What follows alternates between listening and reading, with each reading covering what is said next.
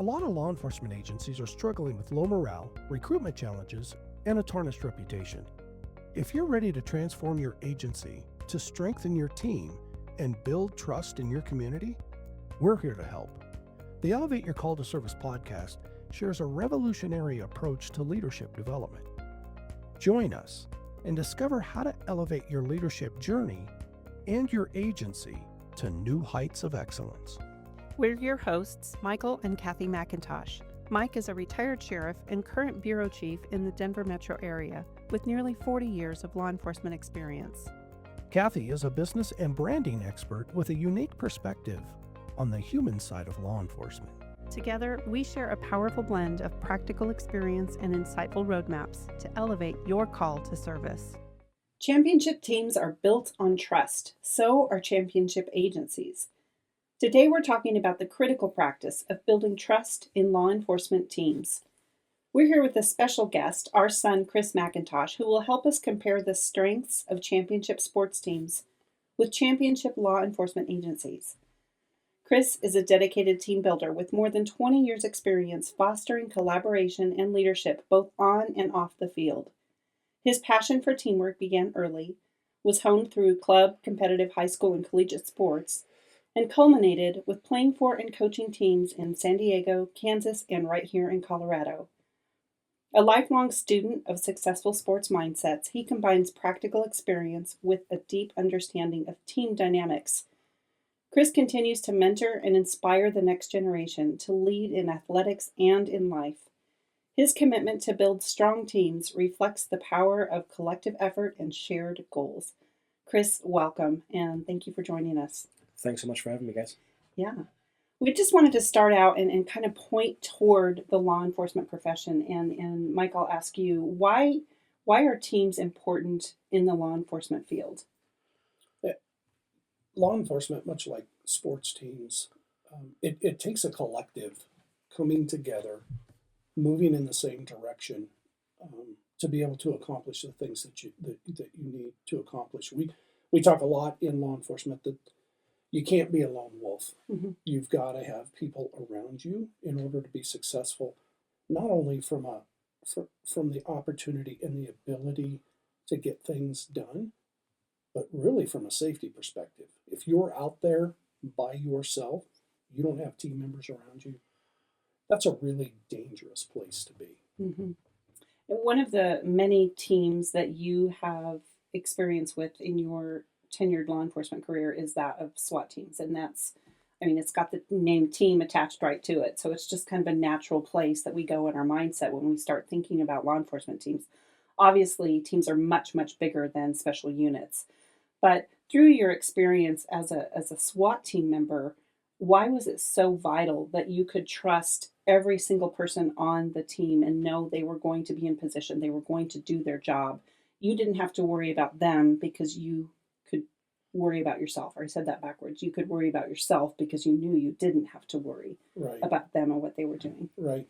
And that's the uniqueness of special teams in law enforcement, is they come together and they do a lot of training together, much like what a professional team would do, what a college team would do, high school teams. They focus a lot on the training aspect so that when game day comes, when the day comes that we have to deploy our resources, we've trained and we've rehearsed over and over and over how to execute what it is that we're going to need to execute. And being able to trust that the person next to you is going to do their job, that's what makes you successful in one of those specialized teams. And that's truly why we have them. That's the safest and most beneficial way to approach those situations that need a SWAT response to it. So rehearsal really is key. It's paramount to everything that you do. And if we translate that into the sports world, rehearsal is everything that a team does. It's just constant until game day. Absolutely. Yeah, it's all about slowing your heart rate for when the moment comes when you're ready to perform in the crucial moments. Mm-hmm. You've done them so many times that you're not going to make a mistake. It's almost like you're, Nick Saban used to say, you're practicing so many times over and over, not to get it right, but not to make a mistake. Mm. So that it's just secondhand nature. It's like brushing your teeth when you wake up in the morning. It just comes so naturally to you, so that when you're in those situations, when the lights are on and they're bright, you have the resources to take care of what needs to be taken care of. Mm-hmm.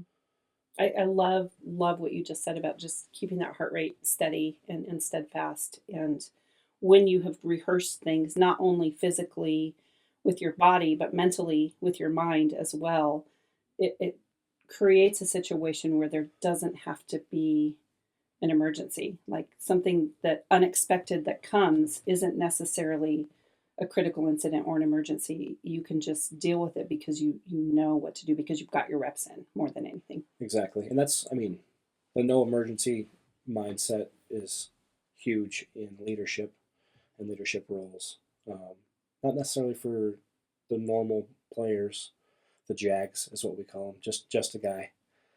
You have your, Not the Jaguars, not the Jaguars. Okay, no. just clarify. You have your coaches, you have your assistant coaches, you have your captains, and then behind your captains you have like your leaders. Your captains are more of in-game, show it on the field and off of the field, where your leaders can be, role or bench players, but they're still great in the locker room, still great in the weight room, all that kind of stuff where you need good people at.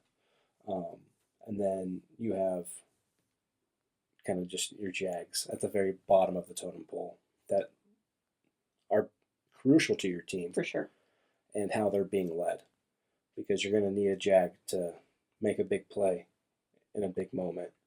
And that's what it's always talking about. You're only as strong as your weakest link. That's true in so many ways. Because you never know when you're going to need a guy off of your bench to come in and step up, or even the guy that you're not wanting or relying on most of the year to step up in big moments. It's all about preparation and getting those weakest links a part of everyday goals. So through good leadership, what you're saying is you can take an average Joe citizen, you can take an average deputy, an average officer, and when something critical happens in the field, if they've been led well, they are very likely to shine and to excel in that moment because they're prepared, they're ready, they're trained, they're well rehearsed, even though they may have been the quietest guy on the team up till this moment. Absolutely. And they're always taking in things from their teammates too. They're taking everything in, and if their leaders, if their captains, if their coaches are all calm and all believe in Johnny who's getting the opportunity, then Johnny's going to be at ease. And he's going to realize that he has what it takes to get it done. But if everybody above him is freaking out and be like, oh, Johnny's at the plate right now, or we got to rely on Johnny to get this first down for us. Well, Johnny's not going to feel very confident to get the first down because his leaders aren't portraying that non-verbally. Mm-hmm. That's good. And there's, as I'm sitting and listening to that, and kind of the football analogy, and the coaches and the team leaders and the assistant team leaders and those that are really executing the plan, executing the play. You call it just another guy. Those are the deputies that are actually going in and executing what it is, the plan that was put together by the head coach, by the team commander, and worked over and over with the team leaders of those different teams that are coming out to execute that. And it's the principles are exactly the same. In order to get the best result, and we're talking about, and this family's very, very passionate. Our family's very passionate about sports. It doesn't matter what sport it is, we're very passionate about it. But we also understand that it's not as critical as life and death situations that SWAT operators or deputy sheriffs, police officers, emergency responders face. But the high performing teams, they get there the same way, and it's through that excellent leader at the top of the food chain, as you put it, that's the one that sets the tone for the entire team. That's the one that builds into the team. That's the one that garners the trust of the team, so that they have the confidence that they know on game day that they can deliver what it is that they need to deliver. And it's those leadership qualities and those leadership responsibilities that make or break teams. But it's also those really good leaders. Those are the ones that can take their teams further than most teams go. Mm-hmm. So when you talk about, high performing teams and great performing teams and, world class teams, it is a collective effort. But I'll guarantee you that main leader at the top that's running that has really set some very clear expectations, has set a culture that the rest of the group, the rest of the team has bought in on, and they're fully committed, 100%. Every team member is 100% committed to delivering what their role and responsibility is on that team. They understand what that is, and they're okay with that, right? Mm-hmm. Someday they may want to be the starter, but right now they're the backup. Someday they may want to be the person that's going through the door first, or the person that's actually calling all of the shots as to what the next course of action is. But they know that in order to get there, it's those reps. Mm-hmm. I go through, I understand, I learn what this role is, and then I can step into the next role. Good. Absolutely. Chris, I know that you've been a part of teams. You've stepped into team atmospheres, environments where things are broken. Things are a hot mess, really. So how is it that you can take a team that maybe doesn't trust each other? They haven't come from a place of strong leadership. They haven't been brought up well. They feel broken. They feel unrecognized. They feel less than. How is it that you can step into a team like that and start to build trust internally first? And Mike, you and I have talked a lot about until you're right on the inside, you cannot impact anything outwardly until you get things right inside. So how do you take that team that is really broken and start to mold and shape it into something that can regain trust internally? Sure. I'm in the process of a rebuild right now as a part of a coaching staff, and it's tough, but it's very rewarding at the same time. Things definitely don't happen overnight. First thing you have to do stepping into a situation like that is change the culture. Kind of like what Mike was saying, what was, have expectations of players and of staff, and have those players meet those expectations. And if they don't, then there's going to be things that need to happen disciplinary-wise. Whether that's you not showing up for practice for a couple weeks or a couple days, or you being completely off of the team, or you not even being a coach anymore. We've had a couple coaches where they weren't showing up to team meetings and they're no longer on the staff. We've had players decide that Mondays aren't really that important. We play on Fridays, so why are Mondays that important? Well, if Mondays aren't important to you, then Fridays aren't very important to you either. And once you start setting a standard and that standard is consistent, I think that's when you can start moving forward. So setting a culture is definitely number one. Number two is you have to gain trust from the players and from the parents and the organization, if it's youth or college. If you have to gain trust from your administration or the school. They have to know that you're striving to be good and you're striving to help the school, because a lot of coaches are just out there for themselves and not really culture builders or school builders. So I think you slowly start to do that. You kind of seep into all areas of the school, as far as like recruitment goes, and just being out in the public and the community, because you need community support for fundraising, all of that kind of stuff.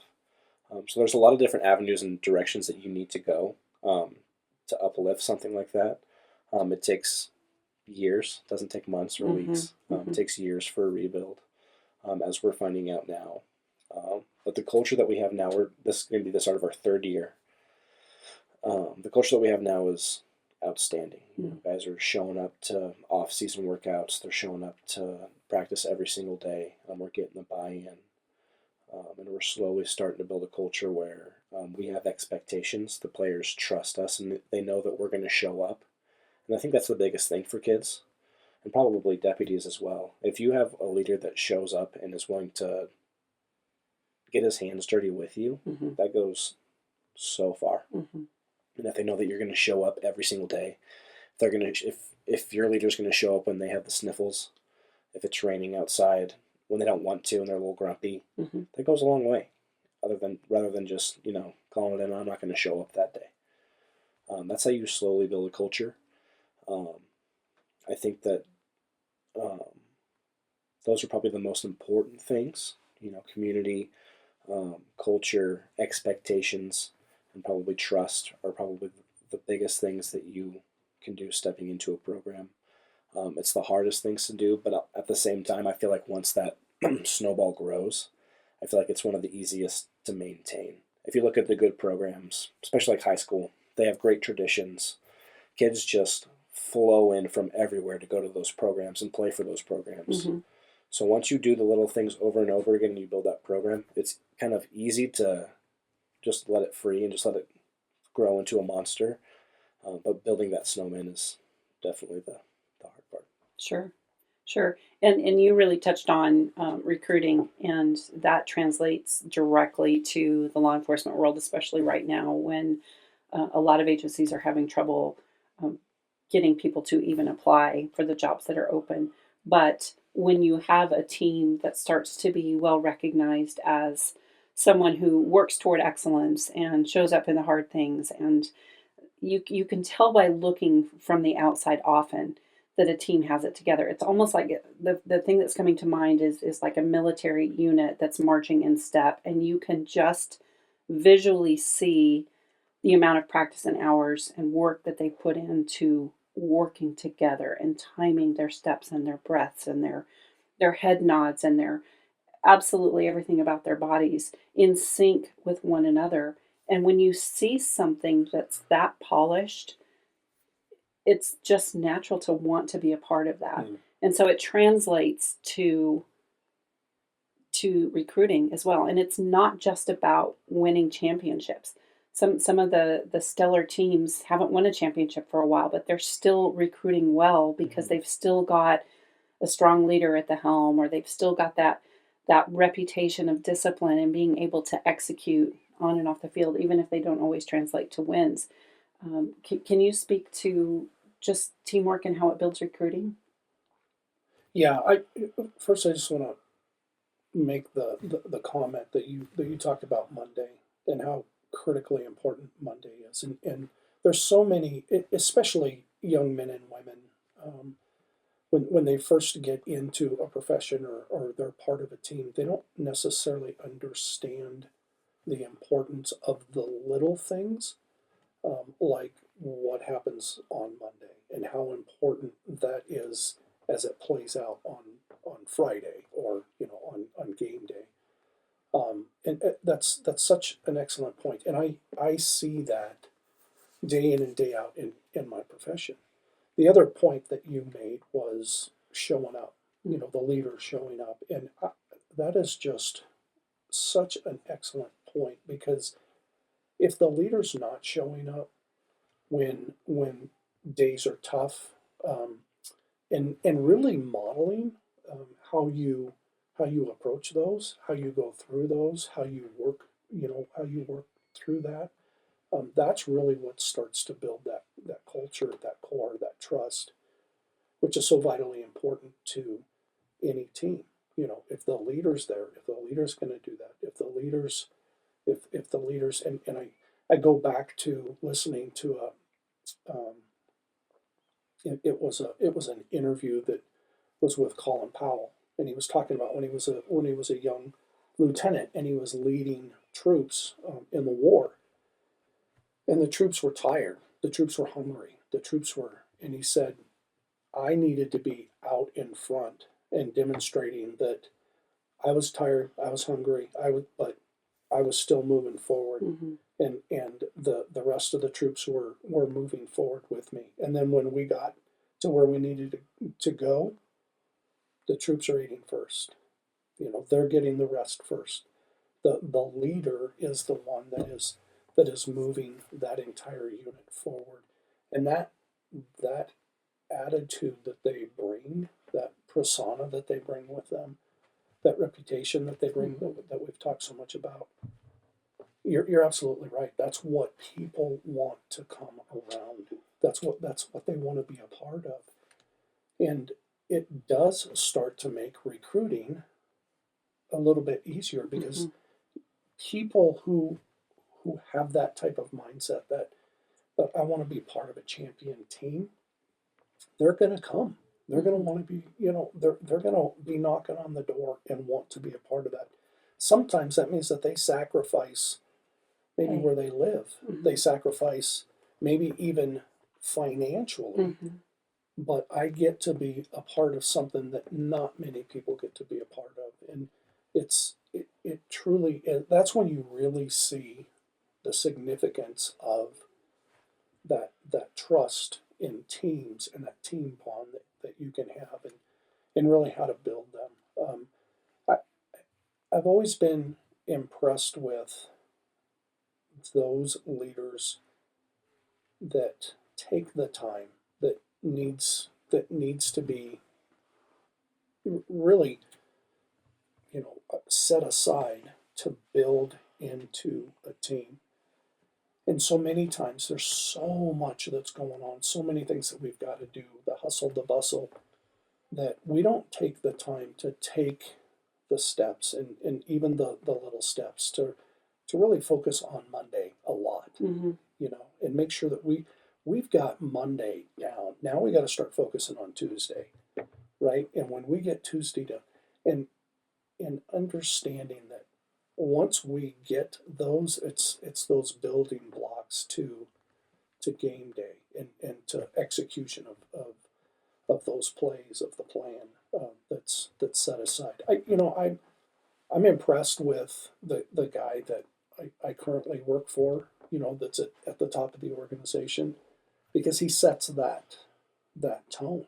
And it's easy for me to come alongside that and make sure that I'm fulfilling that part of it as well. If he's going to be out there, if he's going to be leading, then the expectation is that I'm leading my team well, right? So that we are able to accomplish the things that we need to accomplish in our roles in the organization. But it's a direct correlation to recruiting. I mean, it's the difference between getting the people that just need a job and the people that want to be part of something special. Yeah. Absolutely. And I would say, bottom line, the way to build trust is to be trustworthy, right? To prove yourself trustworthy and reliable and disciplined. And that starts to trickle down. People will naturally emulate the characteristics that they see in a strong leader. One of the things from your whole experience growing up, you had some amazing coaches. You also had some horrible coaches. And what I saw you learn from the horrible coaches was how not to behave and how not to act. And you never stopped trying. You never stopped working hard, even for the poor leaders.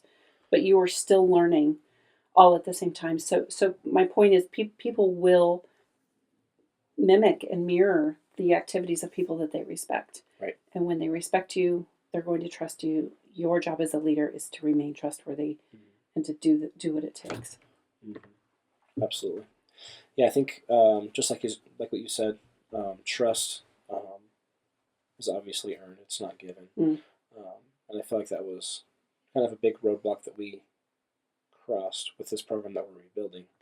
It took us a while to gain trust.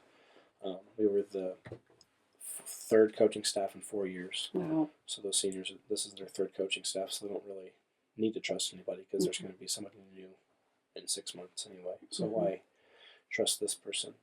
But I think you can always say you can trust me, or you can do trust building activities, but really it's seeing is believing, and that goes way further than any trust building activity could, or any hoorah speech could ever do. So I think there's some pillars to that. Discipline from the top down, I think, is huge to that. Having a great coach with a great vision that can have the ability to communicate his vision is huge. You can have the best vision in the world, but if you're not a very good communicator and you don't tell everybody what your vision is, not everybody's going to be rowing in that same direction, which is very frustrating for the head coach. But if he's not communicating, how is that getting translated? So I think that's very important. Behind every single great head coach is an amazing assistant coach and assistant staff. I kind of look at it as your leader, your head coach is, it's looked at as kind of like on the top of the pyramid, but in reality, they're the foundation of the pyramid. They're the ones that are boosting everybody up so they can reach their highest potential. Right. But if you have the coach that's on the opposite side of the pyramid, then he's standing on top, taking all of the credit, and everybody's getting trampled down below. So I think that analogy is huge, where you have to be the foundation, lifting everybody up. And then repetition, like Dad was saying, you have to get your reps in. Like we went into this rebuild thinking, we can win a couple games in our first year. Well, we need some reps under our belt to win a couple games first. We got a shock there. But with the reps comes building into a program. We can go into the depth of what those players are actually asking, or what these situations are actually asking these players to do. And I think that probably relates to you guys as well for training.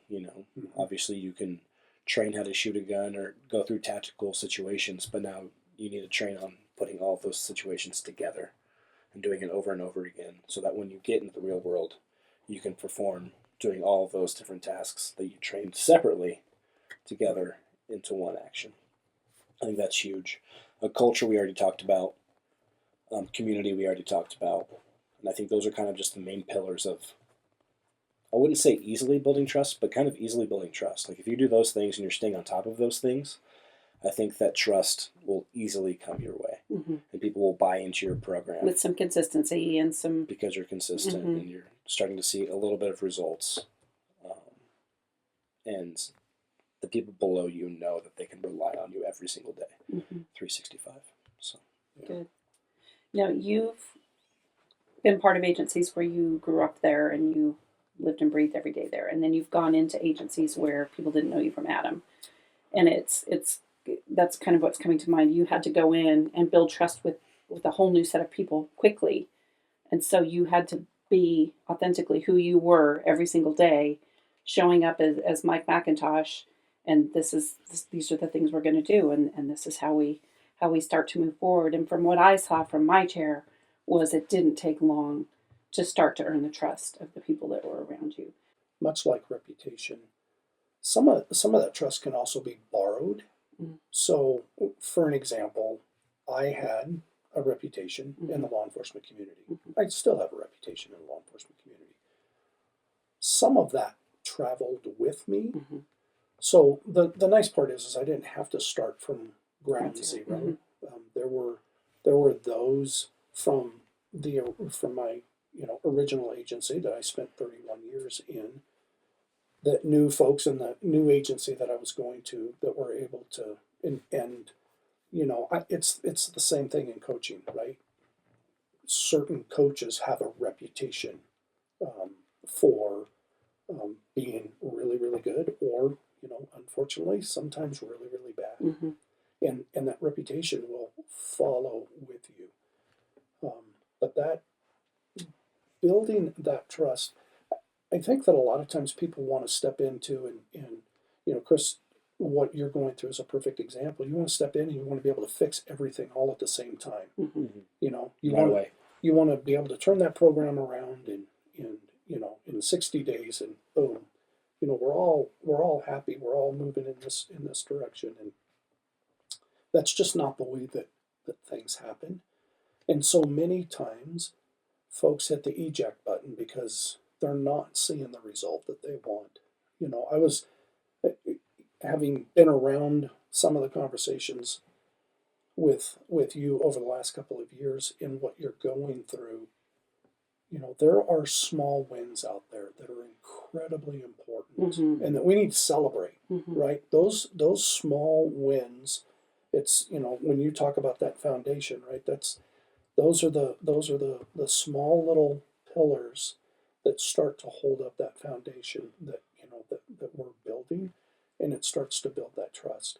And I think that it's incredibly important that we start building that trust very, very close, and then it starts to expand Mm-hmm. out, Mm-hmm. right? So it may be just, for your analogy, it may just be the offensive line, and that offensive line, boy, they've built a trust around each other, and they're a solid team and they're a solid unit, and that starts to permeate throughout the team.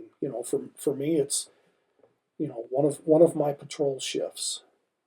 They're a solid team. Mm-hmm. They got good leadership. They're a solid team, and it starts to kind of give that model of that's what we're looking for. Mm-hmm. That's what's going to make us as a team complete and be able to be successful.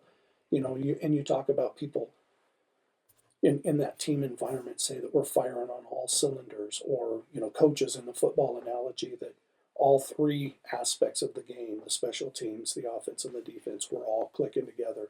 That's what makes championship teams. But they didn't all come up and develop that trust at the same time. That locker room wasn't, completely together at the beginning of the year, right? Mm-hmm. It's that trust that's built going forward, so that you can start to actually give trust to to something that, okay, I see what you're doing, and I'm gonna trust that I'm gonna trust that the defense is gonna go out there and make this stop so that the offense can get back and score some points, right? I'm gonna Yeah. trust that this patrol team is gonna do what they need to do so that when the next team comes on, we're ready to keep rocking and rolling. So it's something that's built very small and then grows throughout the organization. We've got so much good stuff to talk about. Chris, we'd love to have you back at some point. Yeah, of course. Love to pick Love your to be brain some back. more. Yeah, Yeah. this was a great conversation. And I'll just say again, championship teams are built on trust, and so are championship agencies. Yeah. Thank you. Awesome. Thanks, guys. Thanks, Chris. So, with everything that we've talked about with team building, what would be some pointers, some final tips that you could encourage law enforcement leaders to start doing this week in order to help improve their teamwork? Yeah, I think first of all, just about in recap of what it is that we discussed, and it's so appropriate because we're just coming out of the championship season for college football, and this is the big wrap up, right? We just had of the NFL, and you start to really go back to and think about how it is that you bring teams together, how you build teams. And first and foremost, I think that what we learned is you really have to set clear expectations and standards. Your leaders really have to be clear in what it is that they're trying to accomplish. And it goes back to even when we talked a little bit about Monday, right? And the little things make us great, right? Yep. Just doing those little things and taking time to do that, and that's where those expectations come in. We have to have expectations about what those little things are, how it is that we get better. And the other thing that I think that we discussed that I really appreciated was we talked about culture, and how important it is to make sure that we are building that culture in the direction that we want it to go, that we are intentional about changing what needs to be changed so that we have a culture that we all agree upon. And then it goes back to explaining that, making sure that those explanations or those expectations of that culture are very, very clear. And we can't overemphasize how important setting the communication, that communication piece is huge. And we'll talk, I'm sure, in the future about how important communication is in and amongst your team. And I think with those three things, if you really start to focus on those, you are going to immediately start to build trust within your team. And you're going to see small wins with your team. And when you see small wins, celebrate those. That's right. Notice those.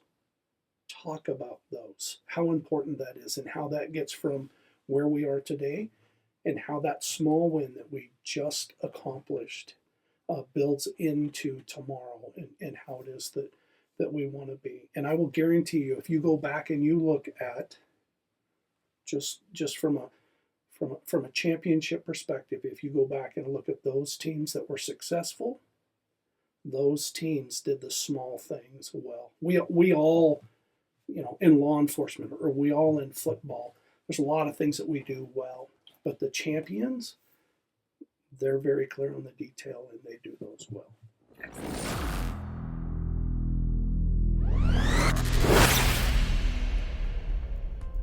Ready to build a stronger team, improve your reputation, strengthen officer safety, and recruit top talent?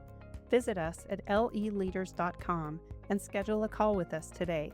We'd love to discuss how our coaching programs, workshops, and keynote addresses can help you build proactive leaders in a reactive profession. In the meantime, if you like what you've heard today, we'd love your 5-star review on Apple Podcasts.